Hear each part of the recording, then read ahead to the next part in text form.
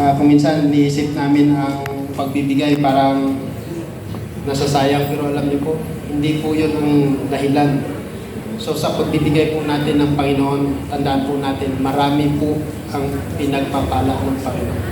Hindi lamang po yung ating sarili na tayo po ang nagbibigay, bagkos ini-extend po ng Lord ang blessings sa ating mga pamilya. Amen? Amen. Sige po, tayo po ay lumukot manalangin. Hallelujah.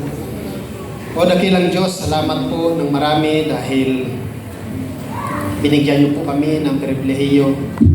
Binigyan niyo po kami ng pagkakataon upang ibalik sa iyo ang ikapu at mga handog na kung saan po, Panginoon, ay pinaranas mo sa bawat buhay po namin ang mga pagpapala na hindi po namin inaakala. Salamat dahil mayroon ka pong bagong sorpresa sa bawat isa po sa amin. Lagi niyo pong ilagay sa aming puso, sa aming isip, Panginoon, ang pagsunod sa iyo, Panginoon, dahil ito po yung nais mo. Kaya mo dakilang Diyos na sa bawat isa ay paranas mo po, Panginoon, ang iyong kabutihan, ang iyong katapatan, Panginoon. Nakikita mo po ang bawat puso, nakikita mo po ang bawat pangangailangan ng aking mga kapatid, Panginoon. Ikaw po ang siyang patuloy na magpala sa bawat isa.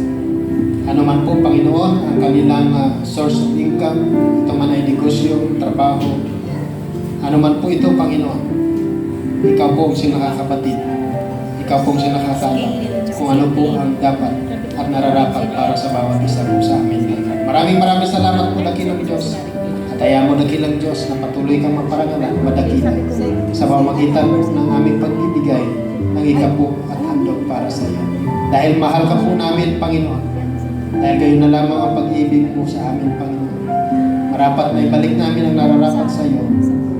Dahil karapat-dapat kang tumanggap ng papuri, na pasasalamat, ang karangalan at kawalantian ay sa lamang nararapat, O Diyos, sa pangalan ng aming Panginoon Jesus, naming tagapagligtas. Amen. Amen.